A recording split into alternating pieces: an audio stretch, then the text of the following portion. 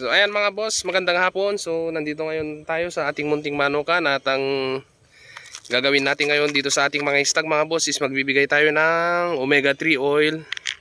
Ayan, omega 3.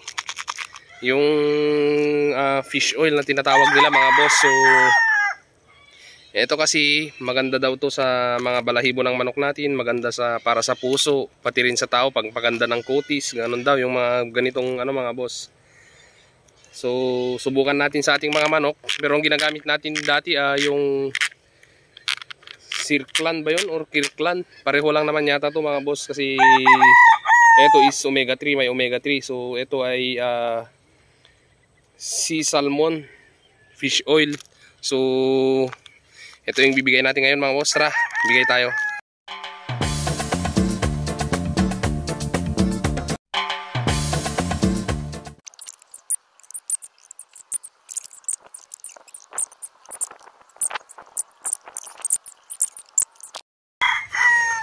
So ayan mga boss, nabigyan na natin sila ng yung tinatawag nating omega 3. So ayan, ito sila. Ayan mga boss. So etong mga to, tumutubo na yung balahibo sa buntot mga boss. So makakatulong din yun yung binigay natin, pampaganda ng balahibo nila, pampakintab, tsaka para maganda yung tubo nila mga boss, yung mga balahibo. So etong mga to, siguro yung pagpipilian natin sa elimination mga boss ng National Banded. Yan.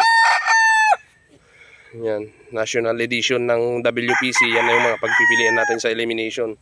Kasi sila yung nauna. Yung mga yun, maybe kung may papalarin, baka gagawin natin pang semis, or kung makakapasok man ng finals. Yan, yung mga yan. Kasi mas nahuli sila mga boss. Yan. Yan siguro yung mga gagamitin natin pang elims pagdating ng araw mga boss. Yan. So ito. Yan. Yan yung binibigay natin mga boss. Pero nagbibigay tayo noon ng hapon. Tapos yung canola oil natin na binibigay dati mga boss, binibigay ko na lang yun pag diretso yung ulan. So far medyo hindi na umuulan, kaya ito every 15 days yung bigay ko dito sa omega 3. Yung fish oil mga boss. Yan. Yan. So yan. Ito pa yung isang pagpipilian natin. Kunti na lang natira mga boss, wala na. Talagang simot. So yung mga nakagala dati dyan, wala na rin. So ganyan talaga.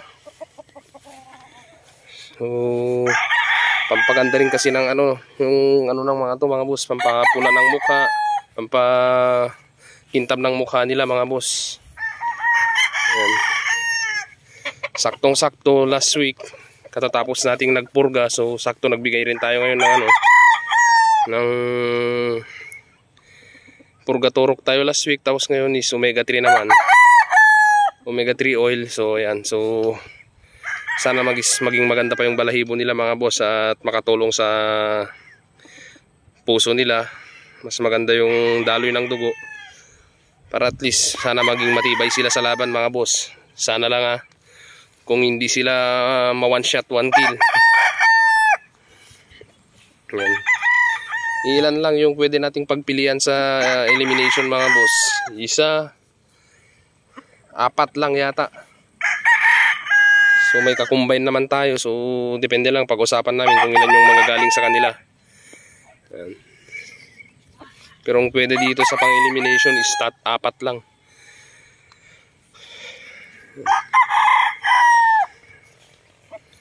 Ayan lang muna mga boss. So yun yung binibigay natin every 15 days is yung omega 3 oil.